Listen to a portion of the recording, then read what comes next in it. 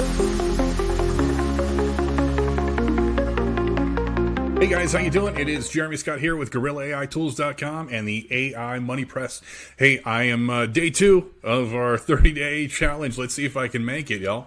As I promised, as you see in the thumbnail in the image, doing battle with the bulls of Wall Street and in AI, and what opportunity lies right there.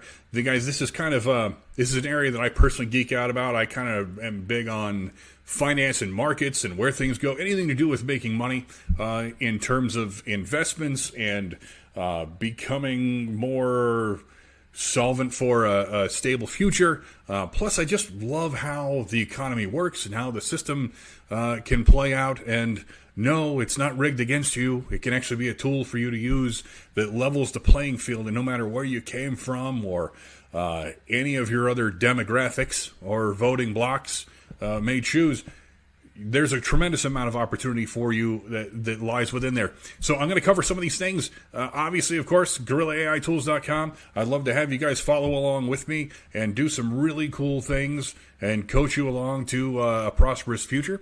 And, of course, as we talked about, follow the link there. Click the link of click here to get started. And we're going to have you fill out some basic information for me, just your name and email address, and we'll send you all the details, including the AI checklist of all of the tools and the step-by-step on what you do to get things going. Start making money with affiliate marketing. We'll go through some of those things later on, but for right now, let's go back to the market and let's talk about what's going on there. So we'll close that out. What I did for you guys is I compiled some details and a watch list with one of my favorite websites, MarketWatch.com. I don't go for the editorials. I don't go for the opinion pieces. I go for the hard facts, and it's a really great spot. I mean, you can go to Motley Fool or some of the other subscription services that you can look at the details and create a watch list of the stocks that you're interested in. But let's talk really, really quickly about the CEO of SoftBank and why this is important. They're a Japanese bank, but Masayoshi Son, he's the CEO of SoftBank right now, is pledged $100 billion with a B to invest in AI infrastructure here in the U.S. Very, very excited about where this is headed. And I got to tell you, it's not just him. We have, of course, Sam Altman from OpenAI, who you might know as ChatGPT. And, of course, Oracle, the founder, Larry Ellison. Phenomenal guy. You should read some of his stuff. Really, really brilliant. But they've combined now for a new program called Stargate. Well, fun movie. Really kind of enjoyed it quite a bit. But it's a really catchy term, obviously. Back in the 80s, we had the Star Wars program that Ronald Reagan launched. Now, of course, he didn't launch it, but of course was a champion of it. Almost caused us to get to the brink of nuclear war with Russia because we wouldn't guarantee we wouldn't put nuclear weapons up there. This is a whole other topic for a history class, perhaps. But I'm really interested about the investment. I told you guys, this was not even a month ago, I told you that we would be seeing the AI industry as a whole reach over $1 trillion in a short period of time. Well, guess what? Here we are. Now, we've got SoftBank and OpenAI and Oracle. Everybody together is pledging $100 billion to get there. We're looking at a total of a $500 billion investment over the next 4 years. Do you count 4 like this, or 1, 2, 3? I don't know. Everybody counts things. Sometimes we go 4, and sometimes it's 4. And if you're Spock, it's like this. Anyway, it's a different thing. But we're looking at a massive investment. And I want to go through some of the companies that are partaking in this or making a lot of these things possible, because you as a regular retail investor have a great opportunity to invest in some of these things. Now, here's my disclaimer, and if I have to, I'll put it in writing down in the description. I am not a financial advisor. I am not a fiduciary. I am not someone who is giving you actual financial advice. Okay? Is that a solid enough disclaimer for you guys? Probably some other legalese and whatnot to include in that, but I'm not worried about that right now. I just want you to take what I'm saying as my own insights, my own analysis, broken as it may be, or you may find it insightful, but I want you to take my analysis and look for the opportunities for yourself, do your own research, Don't take my word for it. I'm just very excited about it, and I want to share with you guys. So right here, I'm going to go through my quick little watch list I've thrown together. There are a lot of other players, don't get me wrong. But we have NVIDIA, obviously, Intel. Intel's going through some interesting things, and you guys might want to actually check this out moving forward. There have been rumors of a potential buyout, and there have been multiple companies coming to the table on that. I don't want to misspeak on who the players might be, but of course, even Elon has been thrown in there as a wild card, and I can tell you why that would make sense. Strictly because he's relying on a lot of Chinese infrastructure for chips, for things that require for his cars to run. All of the AI intelligence that's built into Teslas, he would automatically have a foundry piece built into the business. So, Elon, if you're watching this, Intel might be a good infrastructure play, and it could potentially be a good tax offset with the recent losses.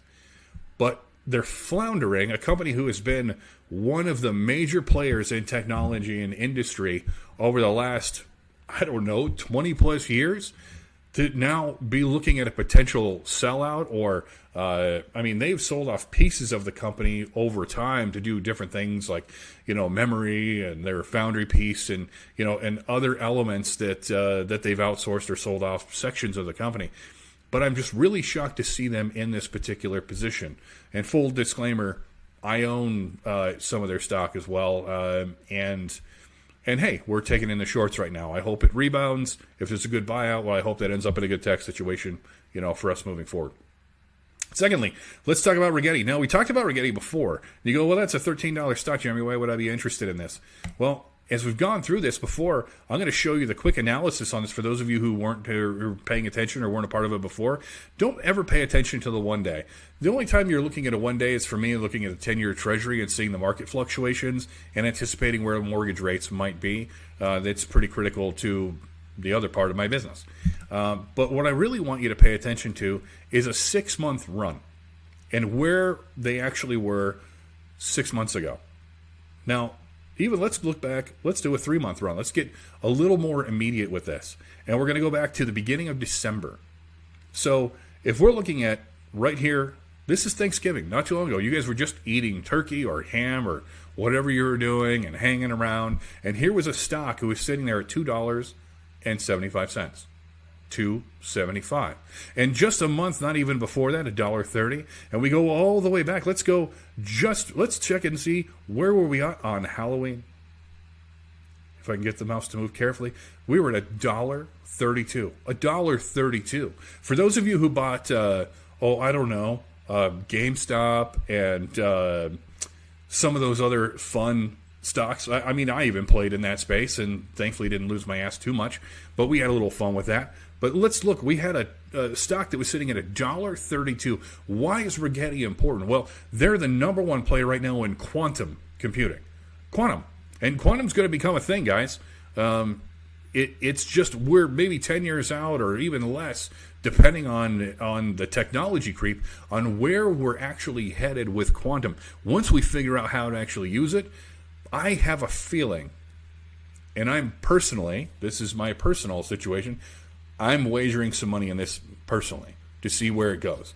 Because I'm excited. Because this little stock that right around Halloween, while we're handing out candy, was kicking out at about $1.23, $1.32.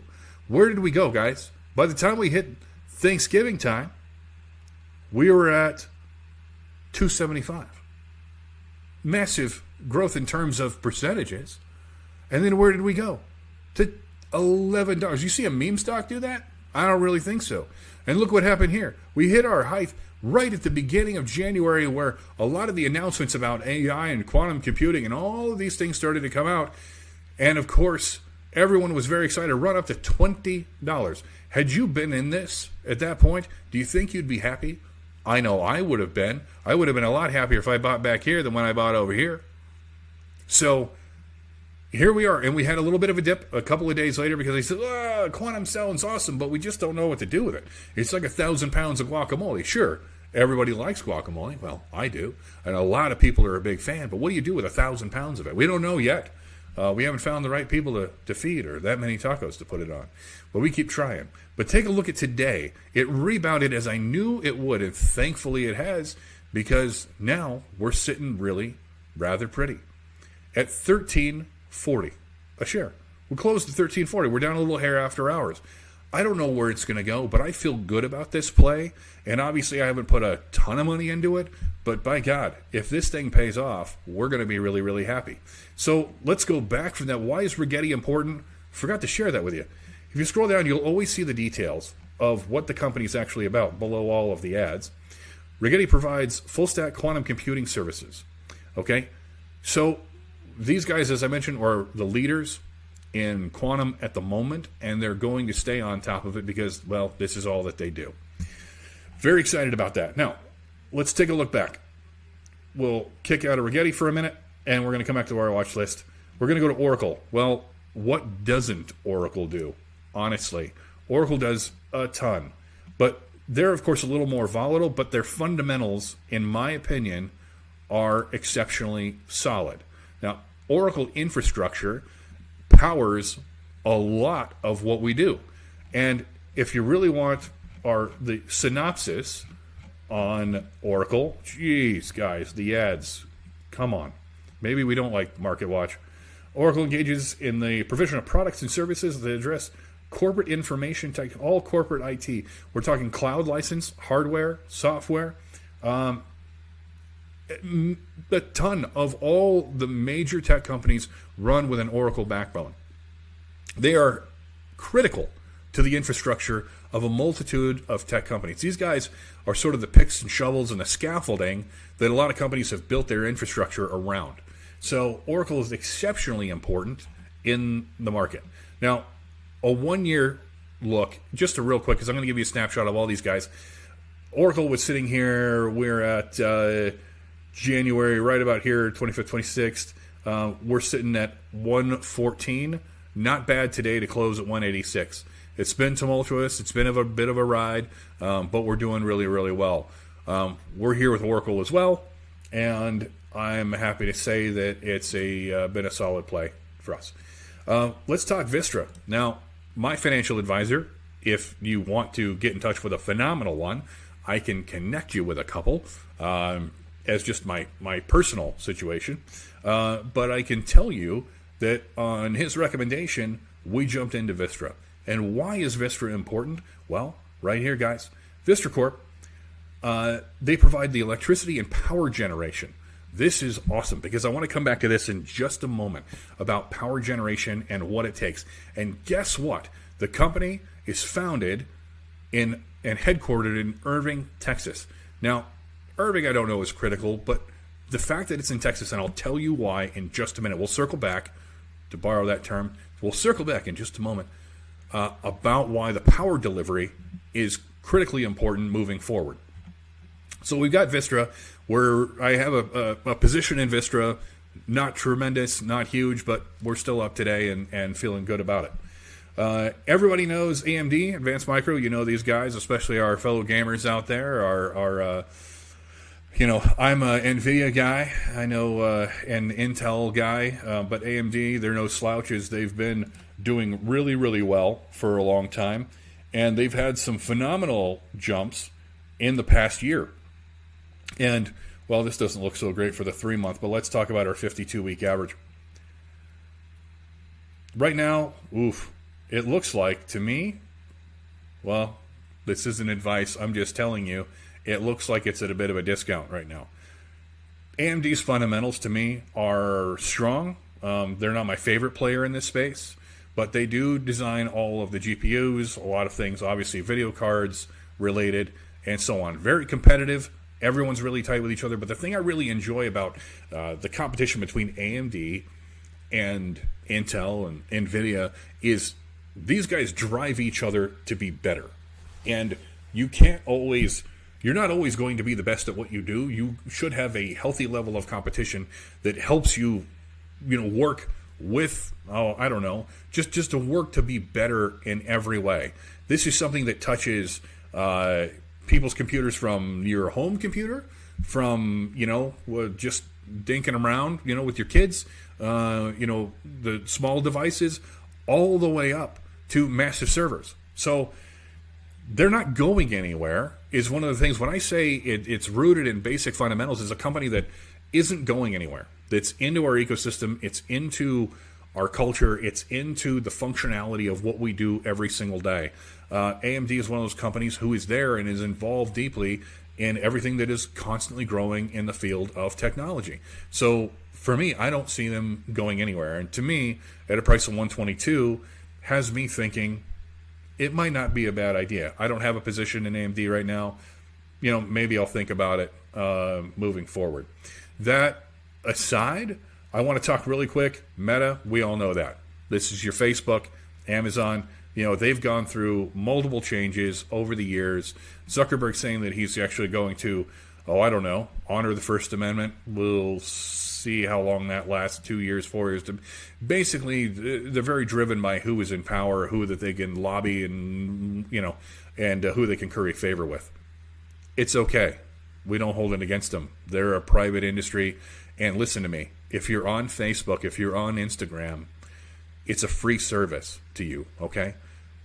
Anytime there's a free service, you are the product. Got it? So there's billions of dollars in advertising revenue that goes through Meta, and they make a metric ass ton of money every single year because you are the product that is being sold to the advertisers. And that's okay. And in fact, you should be delighted about it because you have the opportunity to be in that marketplace as well. And you know how to, I won't say target, but not in a negative way. When I say target, I mean dial in on the potential customers for whatever service or product that you want to sell or present. Meta's a great platform for it. I may not agree with a lot of things that they've done, but I can't deny the the omnipresence that they have in so many areas. They're innovative. They're early adopters of AI. They have tons and tons of server capacity, and they're constantly growing. I would look for those TikTok players, yourself, individuals who love TikTok. I'm going to tell you that look for Meta to be involved in that process.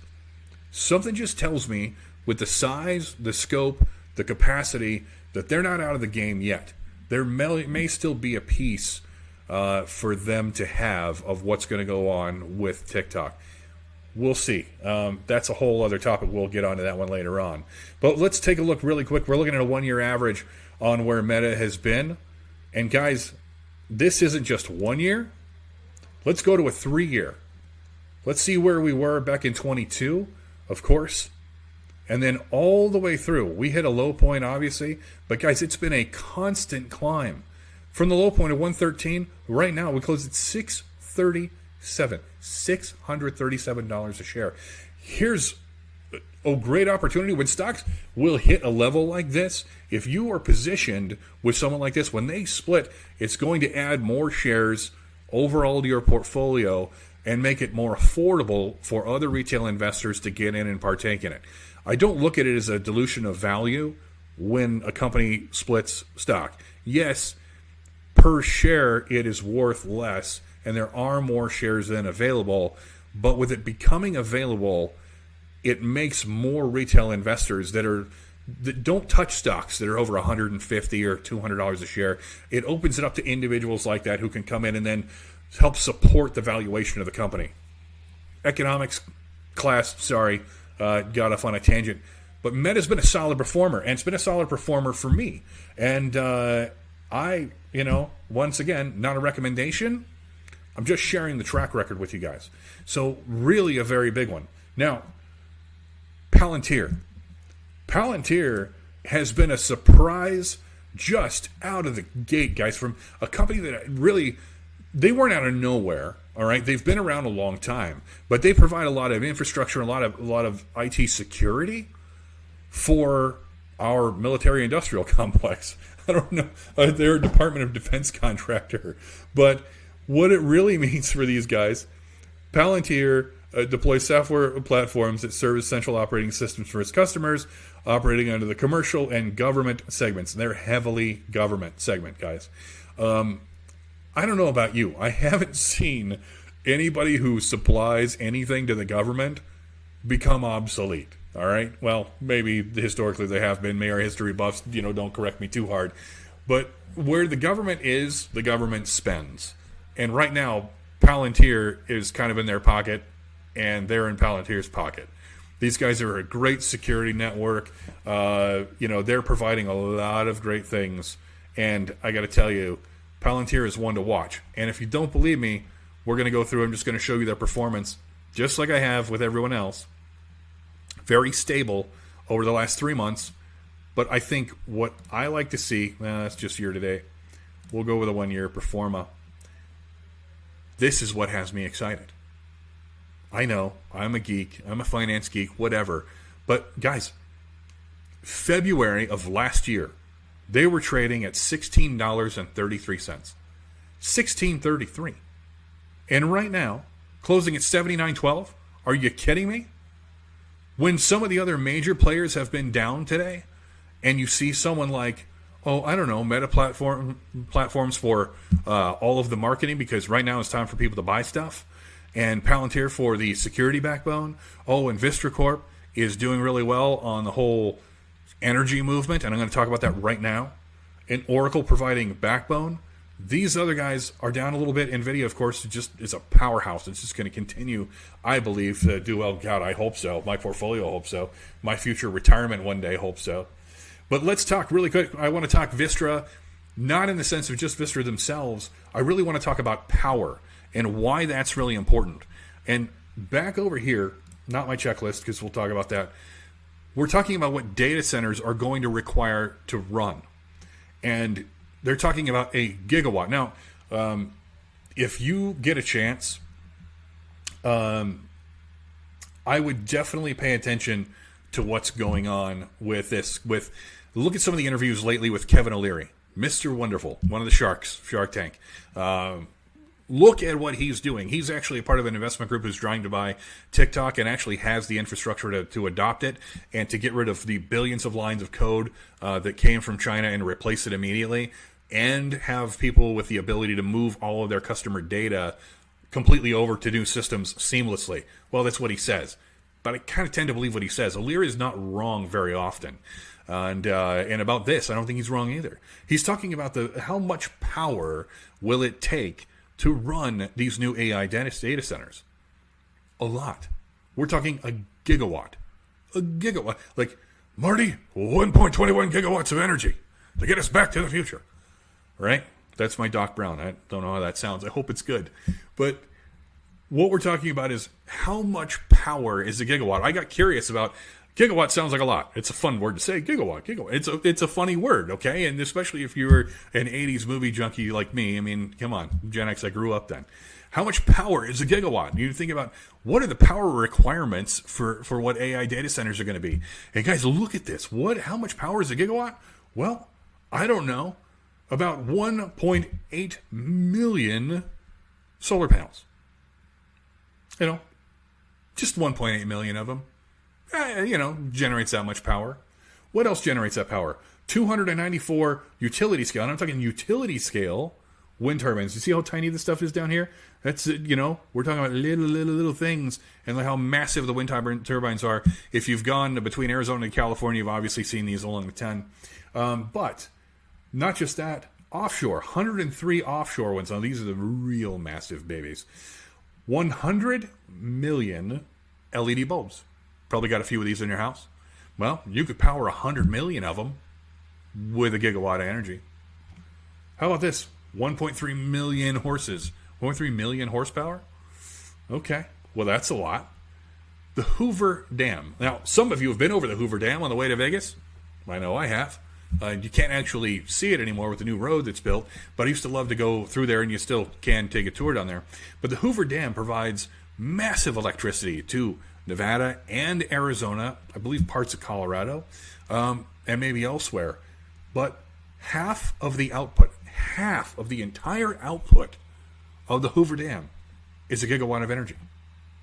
Of course, for the auto enthusiasts like myself, the Z06 Corvette, only 2,000 of them. Take 2,000 of them to output that kind of power. And then Tesla Model 3s for you boring car drivers. Yes, I said it, Tesla guys. As much as I appreciate, this is just a sidebar, as much as I appreciate Elon's ability to innovate and what Tesla has done, the Tesla, aside from the Roadster that is about the size of a shoebox,